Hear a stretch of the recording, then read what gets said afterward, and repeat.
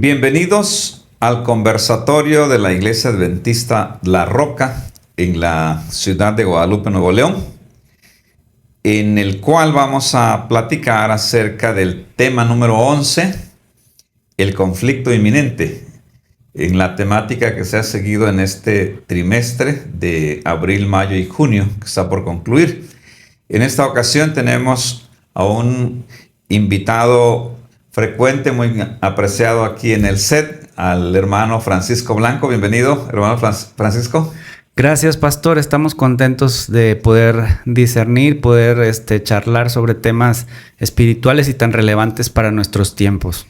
Ok, bueno, entonces, ¿cuál es el conflicto inminente al que debemos aludir en esta tarde, o en esta ocasión, perdón?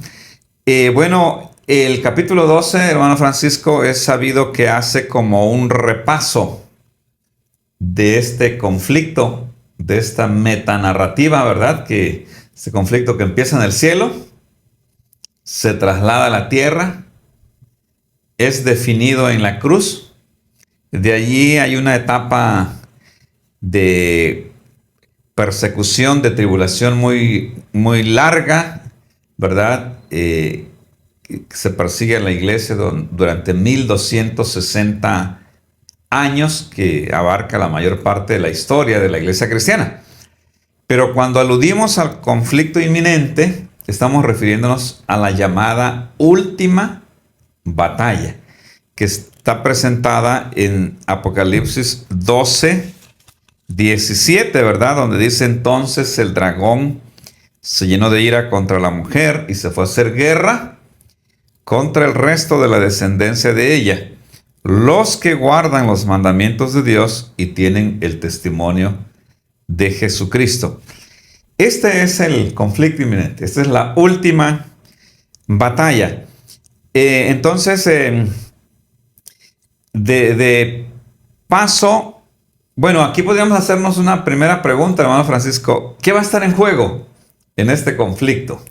Bueno, creo que exactamente el libro de Apocalipsis en los capítulos 12, 13 y 14 nos plantea el desenlace o el clímax de una gran batalla en la cual ya estamos inmersos, pastor.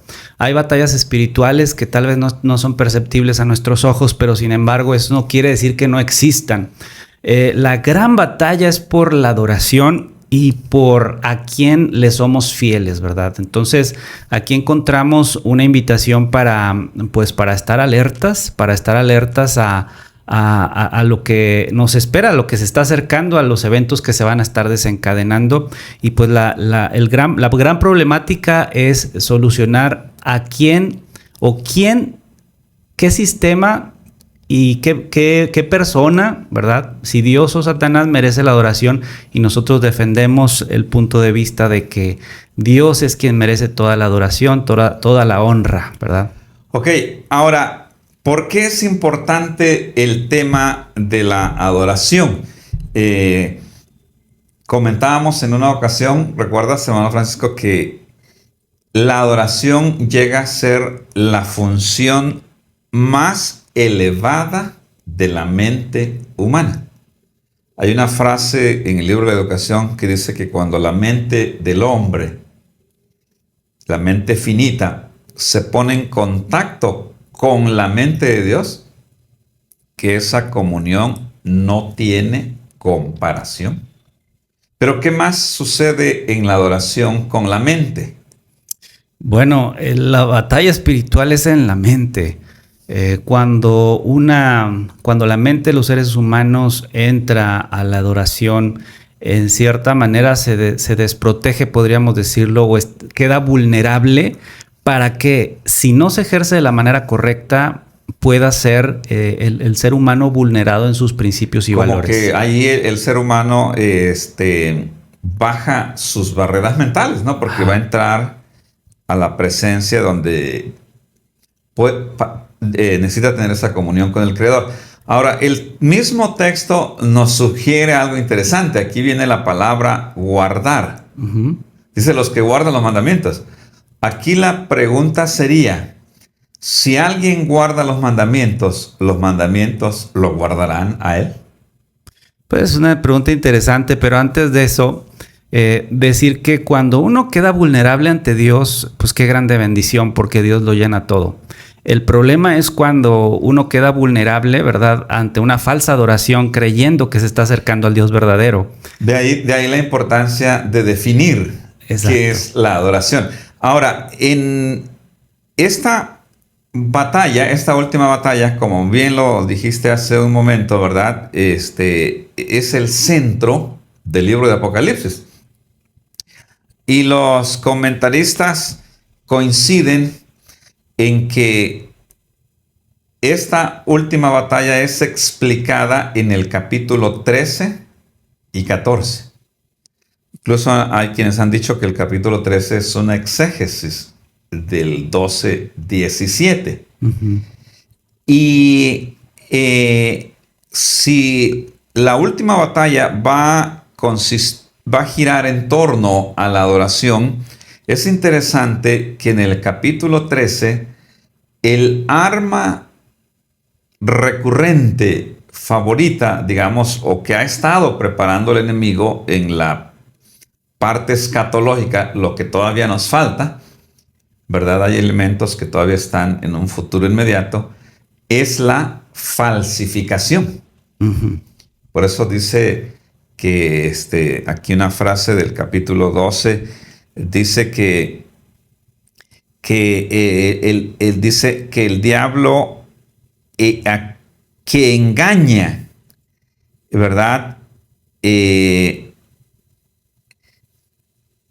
en el verso 12:9, dice: y fue lanzado fuera el gran dragón, la serpiente antigua que se llama Diablo y Satanás, el cual engaña al mundo entero. Entonces aquí dice, el verbo engañar está en tiempo presente todavía. Uh-huh. ¿Verdad? Aunque él fue arrojado, fue vencido en la cruz, ya no, sus acusaciones sí están en pasado, es el que los acusaba. Sin embargo, el verbo engañar está en presente. Y la palabra diablo, ya lo habíamos comentado en otra ocasión, ¿verdad?, que significa precisamente mentiroso. Mentiroso. Y luego juega un papel de contraposición o de contraste, mientras que Satanás es el rey de la mentira, se enfrenta ante el rey de la verdad, porque Cristo mismo se define a sí mismo como yo soy la verdad, ¿verdad? Entonces está esta pugna entre la verdad y el error. Los nombres. Ahora, ¿qué se falsifica entonces?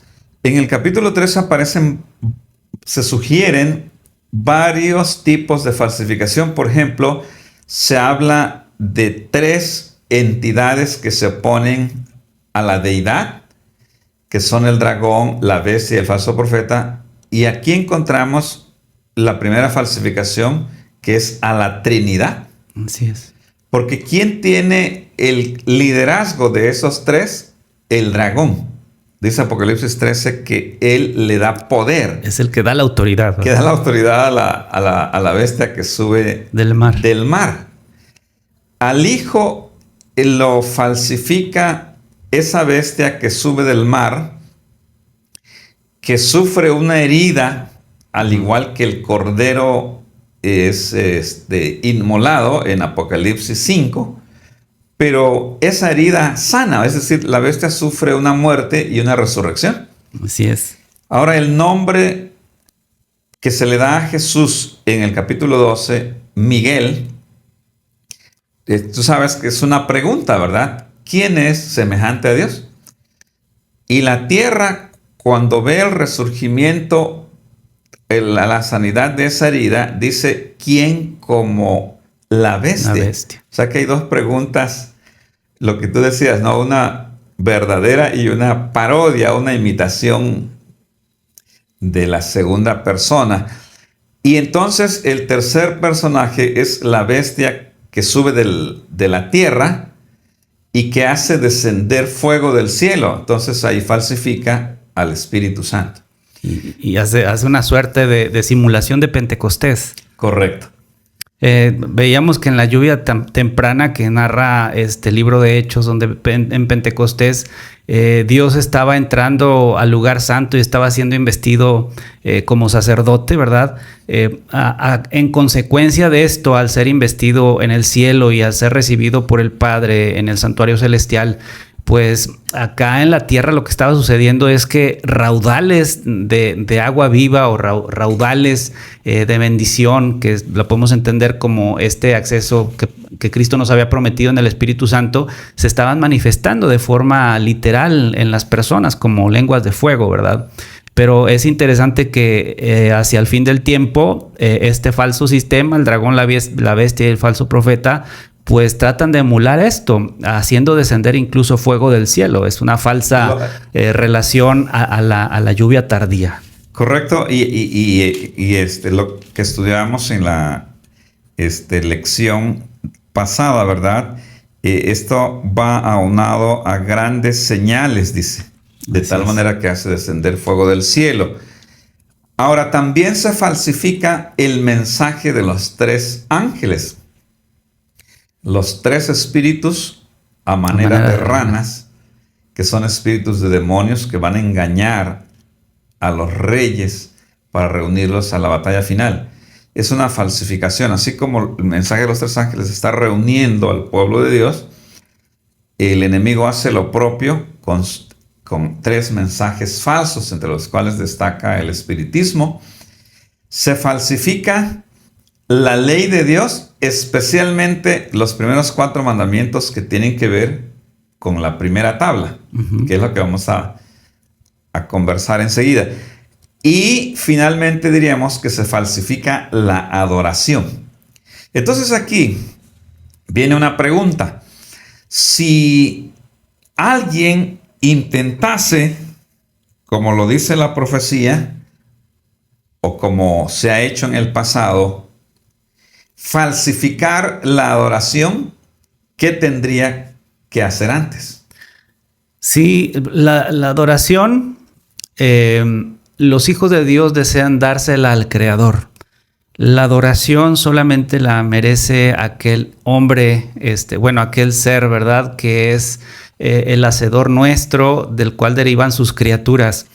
Entonces, en ese sentido, como usted bien lo decía también, los primeros 4 mandamientos nos llevan a la figura de Dios, pero también el resto de los mandamientos nos habla de lo que sucede en torno al trato, a las relaciones personales. Entonces se construye una ley y esta ley es la que está susceptible a intentarse sembrar confusión en ella, ¿no? Entonces uno de los problemas medulares de este conflicto, pastor, pues es el hecho de que se va a estar agraviando, difamando y tratando de menospreciar el sentido correcto de la ley, de forma especial el 4º mandamiento.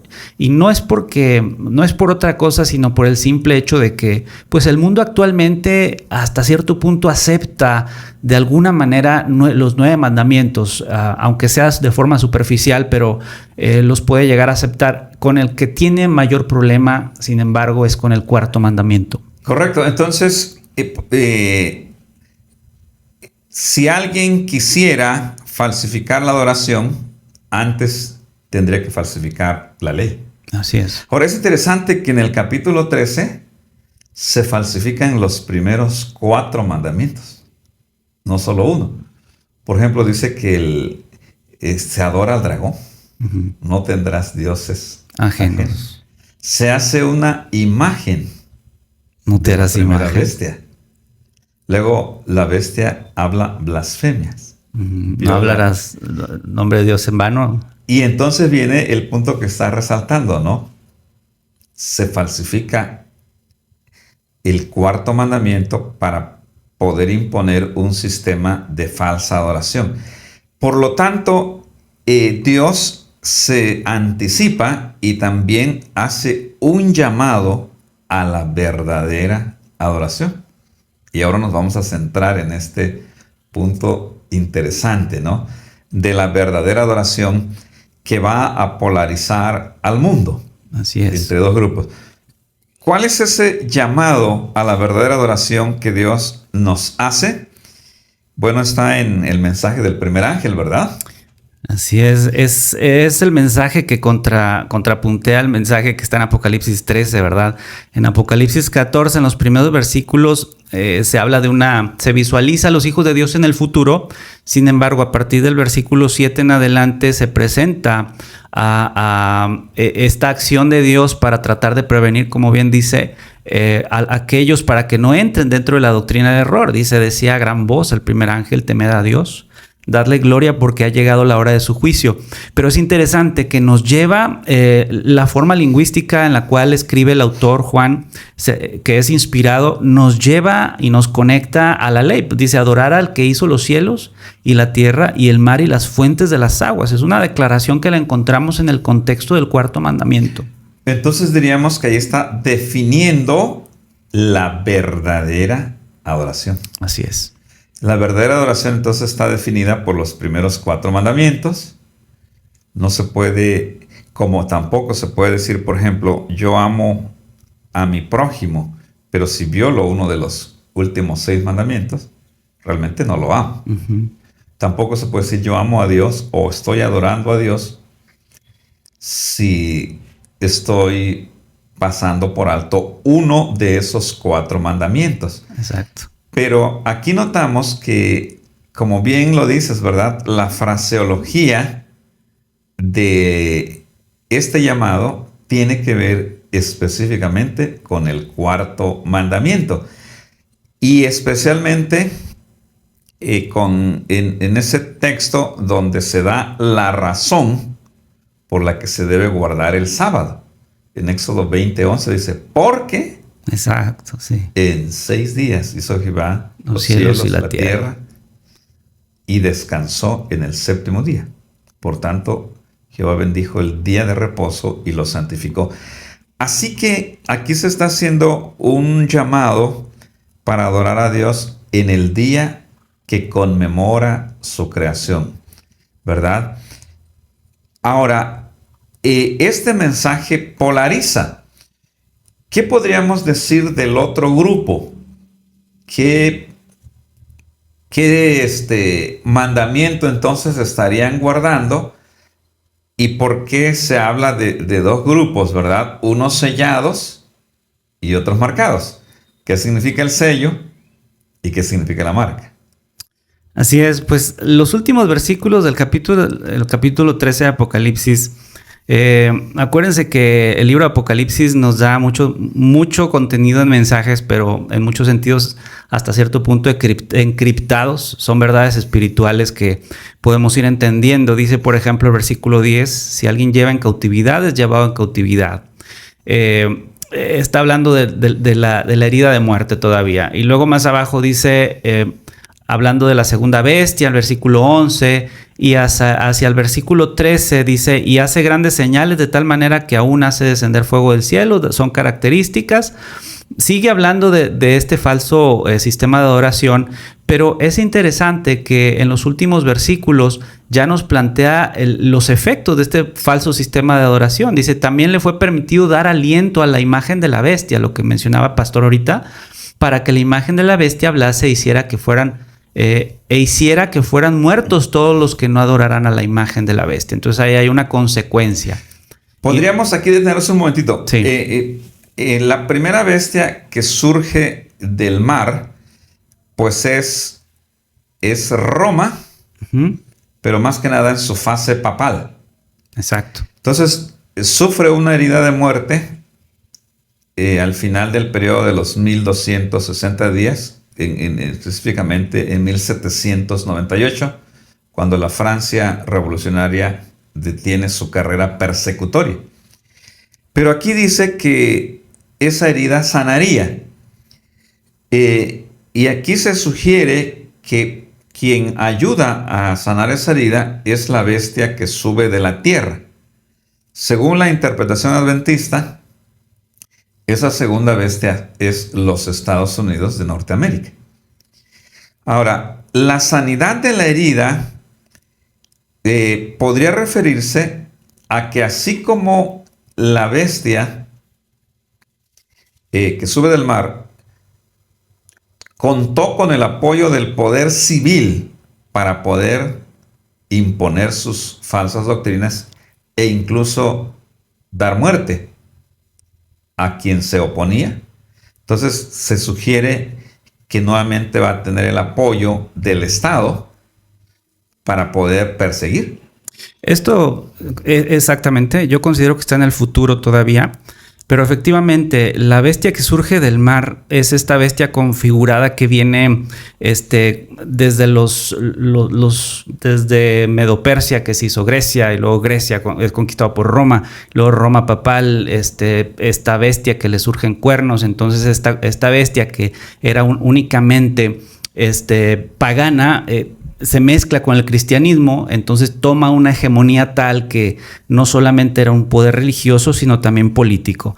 Allí está la fuerza coercitiva de esta bestia, la cual es quitada en 1798, como bien dice Pastor, este espacio de tiempo, si la mitad del tiempo, dicho de otra manera 42 meses, o dicho de otra manera 1260 años, que abarca desde el 538 a 1798, en 1798 se le quita ese poder coercitivo en donde ya no puede matar o mandar a matar. Entonces, de ahí en adelante, aún, y quiero decirlo también así de claro, aún y cuando se ha recuperado gran fuerza del poder eclesiástico de este poder, no podemos decir que la herida haya sido sanada totalmente, porque todavía no existe nuevamente este poder de quitar la vida. No tiene el apoyo del Estado. Exacto. Entonces la imagen que se le hace por parte de la segunda bestia conllevaría esa unión. Y ahí estaría el sanamiento de la herida.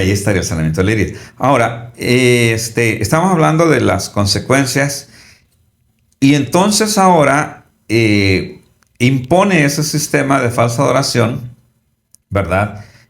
Y que es simbolizado por una marca. Exacto. Perdón, me quedé inconcluso en los versículos, en las consecuencias. Dice el 17 que nadie podía comprar y vender. Correcto. Ahí está el tema económico, es decir, hay complejidad para comprar y vender, ¿verdad? Sino el que tenga la marca, es decir, el nombre de la bestia o el número de su nombre. Muchas veces se ha malinterpretado este tema y se ha pensado erróneamente en que consiste en un objeto visible o un objeto común, como tal vez un código de barras, un ID, un microchip, un arma secreta. Un arma secreta. Sin embargo, no es así. El asunto, esta marca es espiritual, no es que vaya a ser visible. Ahora aquí hay que ver la historia, ¿no? Y Daniel 7:25 allá había anticipado que el cuerno pequeño, o sea, la Roma papal, haría un cambio en el cuarto mandamiento, lo cual la iglesia lo admite, no lo niega. Exacto. ¿Verdad? Sí. De que ellos cambiaron el sábado por el domingo. Pero aquí hay algo interesante. Lo que esta institución toma como algo que le da legalidad a ese cambio es que ellos dicen que la mayoría de las iglesias lo aceptan. Como que eso ya lo convierte en una marca de su autoridad. ¿Verdad? Porque dice, si no tuviéramos esa autoridad, las iglesias que dicen basarse en la Biblia no lo aceptarían. Entonces, nos está sugiriendo que el falso día de reposo, o sea, el domingo, podría ser la marca.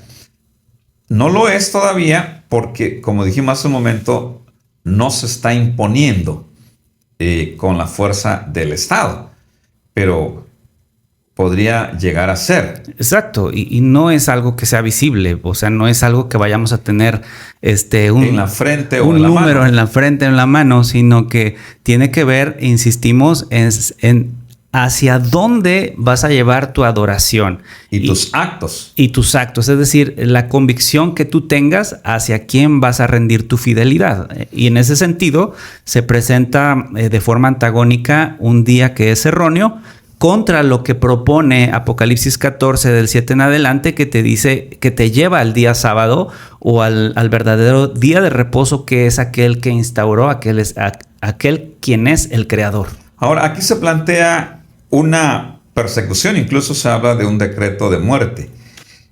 No sé cómo lo veas, hermano Francisco. A mí me viene a la mente la historia de los 3 jóvenes hebreos.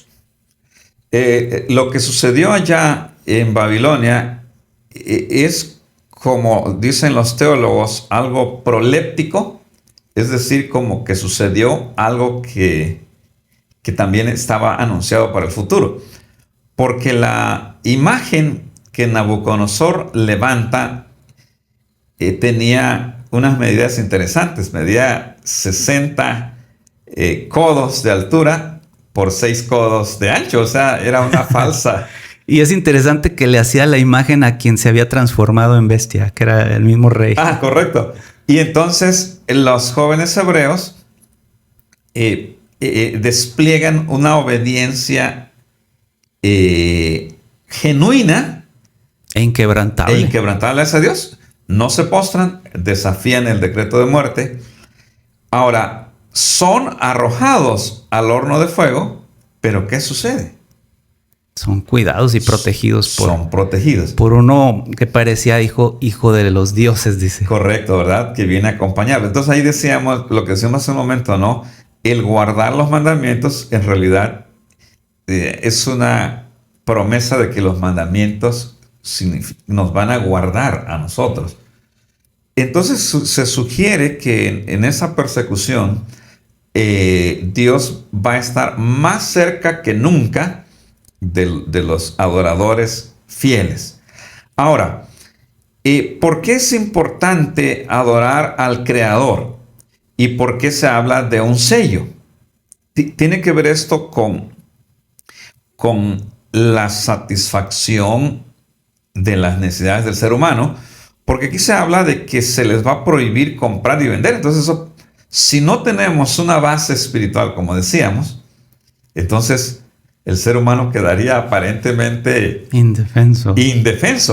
Pero ahí es donde entra la importancia de la adoración al Creador. ¿Qué podría significar eso dentro del sello? Bueno, los hijos de Dios, me gusta pensarlo así. El sello de Dios va a estar reflejado en sus hijos con un asentamiento genuino de la verdad. Este asentamiento genuino de la verdad va a acercar a sus hijos a la santidad. Entonces, como usted bien dice, pastor, la ley va a estar cuidando. El Creador va a estar como nunca antes tan cerca de sus hijos, porque es importante mencionar que llegará un deadline o un día en donde los hijos de Dios van a estar sin intercesor. Pero antes de eso, Dios va a procurar por su pueblo, va a estar cerca de su pueblo, les va a cuidar, les va a proveer y no va a dejar que les pase mayor cosa, porque la salvaguarda va a ser también física, ¿no?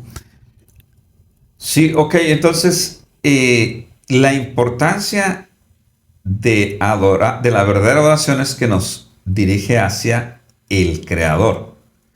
Nosotros somos criaturas, Él es el único, como dice Apocalipsis 4:11, que debe ser adorado, y además Él es el único quien conoce nuestras necesidades y las puede suplir. Así es. Así que por eso se habla de un sello, ¿no? Así es, aunque hay que decirlo, previo al cierre del tiempo de gracia, va a estar latente este riesgo de perder la vida. ¿Usted qué piensa respecto a eso, pastor? Sí, va a estar latente, aunque hay una declaración, no tengo aquí la cita exacta, hace unos días la estaba analizando, donde dice que Dios no va a permitir que haya mártires como en la Edad Media, porque si Dios permitiera que hubiese mártires, sería como un fracaso para Él en este tiempo, ¿no? Ya no tendría un efecto evangelizador como en la Edad Media. Entonces, sí va a haber una persecución. Se habla de un tiempo de angustia. Jacob, cuando viene Esaú, lo enfrenta, pero la angustia gira en torno a la seguridad de la salvación. El propio Señor Jesús en el Getsemaní experimenta angustia, porque él, en el caso de él, ¿verdad? No tenía ningún pecado como nosotros, pero lo que él, como humano, no sabía es si iba a poder resistir. Así es. El peso del pecado de la humanidad, ¿no? Ok, estrictamente, y hablando un poco de la narrativa del tiempo, de los eventos del tiempo del fin, pues existe un tiempo de angustia previa, el fin del tiempo de la gracia y luego un tiempo de angustia, ¿verdad? Este tiempo de angustia en donde el pueblo de Dios va a quedar sin intercesor. Ahora, vamos ya ir cerrando con un último punto. Del otro lado, dijimos que el mundo se polariza. Del otro lado se habla, bueno, de la marca de la bestia. Resumiendo un poquito, el sello, entonces, según Apocalipsis 7, consiste de dos partes. En primer lugar, de la seguridad de la salvación, porque dice que los que son sellados reciben unas vestiduras blancas. Y en Apocalipsis 13 y 14 dice que el sello además tiene que ver con la adoración al Creador, ¿verdad? Por eso el sábado viene a ser un elemento apropiado para identificar el sello, porque tiene el nombre, el puesto de quien lo pone, el territorio. Y el territorio, Así ¿verdad? Es Dios como creador y su territorio pues es el universo, ¿verdad? Está hablando en un lenguaje universal. Mencionamos aquí, creo que es importante, solamente brevemente, el pastor está haciendo alusión, ¿verdad?, a cómo funcionaban los sellos en la antigüedad. Correcto. Estos sellos contenían estos tres elementos, que era el nombre de la persona, el puesto, cargo o rol de la persona y su dominio, ¿verdad? Y quien lo tenía era propiedad. Así es. Esa persona, ¿no? Ahora, por otro lado, la marca sería aceptar conscientemente algo que no, un mandamiento que no es de origen divino. Y aquí hay un texto que habla de un desengaño, pero demasiado tarde, ¿verdad? Dice en Apocalipsis 14:11, y el humo de su tormento sube por los siglos de los siglos y no tienen reposo. El reposo sería aquí como un símbolo de protección. El ser humano busca reposo. Dios le dio un día. El reposo lo encuentra en su creador. No solo es físico, es mental, es espiritual. Pero aquí dice que este segundo grupo, los que recibieron la marca, finalmente se les prometió todas las comodidades habidas y por haber, cosa que se les negaba, ¿verdad?, a los que se mantendrían fieles, pero finalmente ellos descubren que no tienen reposo. Así es, y desafortunadamente son momentos en donde ya no existe la gracia, ya no hay oportunidad de arrepentimiento. Demasiado tarde, ¿verdad? Y es relevante, pastor, que mencione y aclare esta parte, porque hay algunas personas que pudieran interpretar esto como que no, esta expresión, y no tienen reposo, como almas que están muertas y que andan penando. Yo he escuchado algunas interpretaciones erróneas de este pasaje, por eso me parece relevante que haga esta aclaración. Sí, el tema del reposo está dentro del contexto, ¿no? Claro. De que el rol escatológico que va a jugar el sábado, ¿verdad? No solo es un día de renovación física, espiritual, también para la familia, sino tiene este rol escatológico que nos lleva a la verdadera adoración. Bueno, me parece que es una conclusión apropiada, ¿verdad? Porque nos asegura que tenemos un creador y como criaturas es nuestro privilegio adorarlo, obedecer sus mandamientos. Así es. Porque mucha paz tienen los que aman su ley y no hay para ellos tropiezo. ¿No? Mientras algunos se quedan sin descanso, dice el versículo siguiente, pastor, pero aquí está la paciencia, la perseverancia de los santos, quienes guardan los mandamientos de Dios y tienen la fe de Jesús, que esa sea nuestra salvaguardia. Y aunque mueran, dice el siguiente versículo, sí, son... Dice, bienaventurados, felices, ¿verdad? ¿Por qué? Pues porque sus obras con ellos siguen, ¿verdad? Y el Espíritu dice sí, para que descansen de sus arduos trabajos, pues sus obras seguirán con ellos. Hay una bienaventuranza. Bueno, pues muchas gracias por tus valiosos comentarios y agradecemos también a nuestros hermanos y a todos nuestros amigos que en algún momento puedan participar de este estudio. Muchas gracias, que Dios les bendiga. Amén.